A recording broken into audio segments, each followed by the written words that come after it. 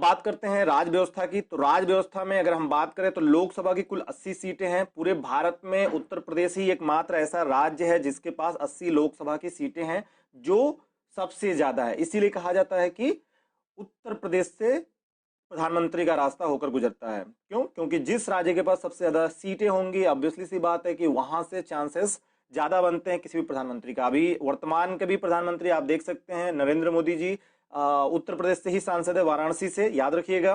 राज्यसभा की कुल 31 सीटें हैं। ये भी पूरे भारत में किसी भी राज्य में सबसे सर्वाधिक सीटों की संख्या है। राज्यसभा की सीटें कितनी है? 31 है।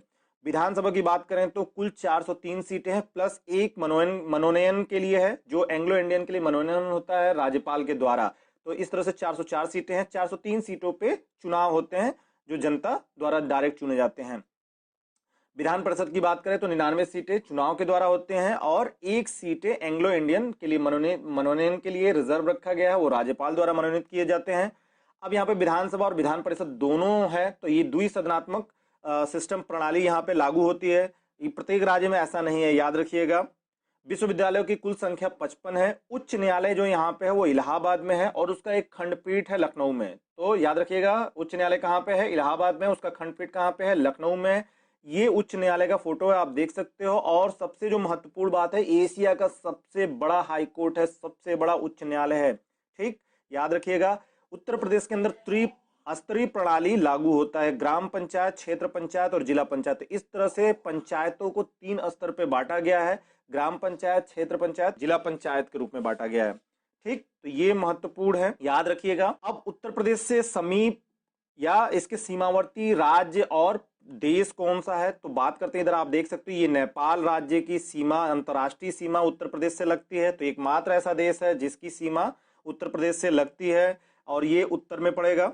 ठीक, ये आपका पीलीभीत से ले करके आप देख सकते हैं महाराजगंज तक इसकी, पीलीभीत, लखीमपुर खीरी और बलरामपुर, श्रावस्ती, बहराइच, सिद्धार्थनगर, महाराजगंज, ये सारे वो समीपवर्ती जिले हैं जो नेपाल के साथ अपने बॉर्डर को टच करते हैं। तो एकमात्र देश है नेपाल जिसकी अंतर्राष्ट्रीय सीमा उत्तर प्रदेश से लगती है। और अगर हम केंद्र शासित प्रदेश की बात करें तो दिल्ली एक केंद्र शासित प्रदेश है जिसका स्पर्श हमारे उत्तर प्रदेश के साथ होता है। बाकी 8 राज्य हैं। कौन कौन से 8 राज्य हैं जिनकी सीमाएं उत्तर प्रदेश से लगती हैं? तो बिहार है, झारखंड है, छत्तीसगढ़ है, मध्य प्रदेश है, राजस्थान है, हरियाणा है, और हिमाचल प्रदेश है, और उत्तराखंड है। ठीक, याद रखेंगे, बिहार, झारखंड, छत्तीसगढ़, मध्य प्रदेश, राजस्थान, हरियाणा, हिमाचल प्रदेश और उत्तराखंड। ठीक, अब यहाँ पे इंपॉर्टेंट पॉइंट्स ये आता है कि सबसे न्यूनतम स्पर्श करने वाला राज्य कौन सा है। तो यहाँ आप देखिए, पश्चिम के साइड में, पश्चिम क्या कहेंगे? पश्चिमोत्तर कहेंगे हम। पश्चिमोत्तर में हिमाचल प्रदेश बहुत ही छोटे से भूभाग को टच करता है। तो सबसे न्यूनतम स्पर्श करने वाला राज्य कौन सा है?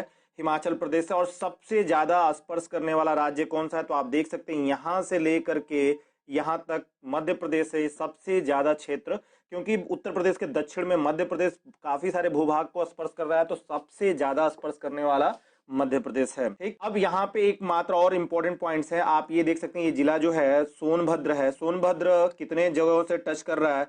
देखिए, इधर बिहार से भी टच कर रहा है, झारखंड से भी टच कर रहा है, और बिहार से पहले बिहार था, बिहार से टूट करके झारखंड बना, तो बिहार से भी टच कर रहा है और झारखंड से भी टच कर रहा है। इधर छत्तीसगढ़ से टच कर रहा है और इधर मध्य प्रदेश से टच कर रहा है। तो ये उत्तर प्रदेश का एक जिला है सोनभद्र, जो 4 अन्य राज्यों के साथ अपने सीमाओं को स्पर्श करता है। अब एक महत्वपूर्ण बात तथ्य ये है कि पूरे भारत का एकमात्र सोनभद्र ही एक जिला ऐसा है जो 4 अलग अलग अन्य राज्यों के साथ स्पर्श करता है। यानी पूरे भारत में कोई अन्य दूसरा जिला नहीं है जिसकी सीमा रेखाएं अलग अलग राज्यों के साथ, 4 अलग अलग राज्यों के साथ स्पर्श करती हो। तो ये बहुत ही इंपॉर्टेंट पॉइंट है, याद रखिएगा। अक्सर क्वेश्चंस में पूछता है, अक्सर एग्जामिनेशन में आते हैं। अगर हम क्षेत्रफल और जलवायु की बात करें तो उत्तर प्रदेश भारत का चौथा सबसे बड़ा राज्य है। ठीक, पहले नंबर पे आपको याद रखना चाहिए राजस्थान है। भारत चौथा सबसे बड़ा राज्य किसकी दृष्टि से? क्षेत्रफल की दृष्टि से। क्षेत्रफल में ये भारत का चौथा सबसे बड़ा राज्य है। और जनसंख्या की बात करें तो जनसंख्या की दृष्टि से ये पहले नंबर पे है। और बात करें अगर अंतर्राष्ट्रीय स्तर पे तो 4 या 5 देश ही स्वयं इससे क्या है, जनसंख्या की दृष्टि में आगे हैं। तो याद रखिएगा। सबसे बड़ा जिला अगर हम बात करें तो वो है लखीमपुर खीरी, जो सबसे बड़ा क्षेत्रफल की दृष्टि से जिला है लखीमपुरी। दूसरे नंबर पे सोनभद्र है, अभी हमने सोनभद्र की बात करी। सोनभद्र ऐसा जिला है जिसकी सीमाएं 4 अलग अलग राज्यों स्पर्श करती हैं, जिसमें बिहार, झारखंड, छत्तीसगढ़ और मध्य प्रदेश, याद रखिएगा। तीसरे नंबर पे हरदोई है, यानी पहले नंबर का सबसे बड़ा जिला कौन सा है, लखीमपुर खीरी। दूसरे नंबर पे कौन सा है, सोनभद्र है। तीसरे नंबर पे हरदोई है। हरदोई आप देख सकते हो यहाँ पे है, ये लखीमपुर खीरी है, ये सोनभद्र है। ठीक, सबसे छोटा क्षेत्रफल में वो है संत रविदास नगर। ये रहा आपका, बनारस से ये कट कर बना हुआ था। इलाहाबाद, बनारस, जौनपुर और मिर्जापुर के बीचों बीच है संत रविदास नगर। इसको भदोई भी कहते हैं। और भदोई कालीन के लिए विश्व प्रसिद्ध है, याद रखिएगा। पूरी कालीन के लिए विश्व प्रसिद्ध है, बहुत ही फेमस, बहुत ही बेहतरीन क्वालिटी का कालीन बनता है। तो ये अब इसका नाम बदल के रख दिया गया संत रविदास नगर, पहले ये भदोई के नाम से जाना जाता था। तो ये क्षेत्रफल की दृष्टि से सबसे छोटा क्षेत्र है। और अगर हम इसके प्राकृतिक स्वरूप की बात करें तो ये 3 हिस्सों में बटा हुआ है, भाबर, पठार और तराई क्षेत्र, और दक्षिण के पहाड़ और पठार यानी बुंदेलखंड के पठार, याद रखिएगा। जलवायु की बात करें तो समशीतोष्ण उष्णकटिबंधीय जलवायु उत्तर प्रदेश में पाई जाती है। सबसे अधिक गर्मी आगरा और झांसी में, आगरा और ये आगरा है और ये आप झांसी है, आगरा और झांसी में सबसे ज्यादा गर्मी पाई जाती है। सर्वाधिक वर्षा की बात करें तो सर्वाधिक वर्षा गोरखपुर में होता है, यहाँ पे गोरखपुर है, गोरखपुर में सर्वाधिक वर्षा होता है। गोरखपुर अगर हम बात करें तो राप्ती नदी के किनारे बसा हुआ है, याद रखिएगा। न्यूनतम वर्षा कहाँ होता है, मथुरा में होता है।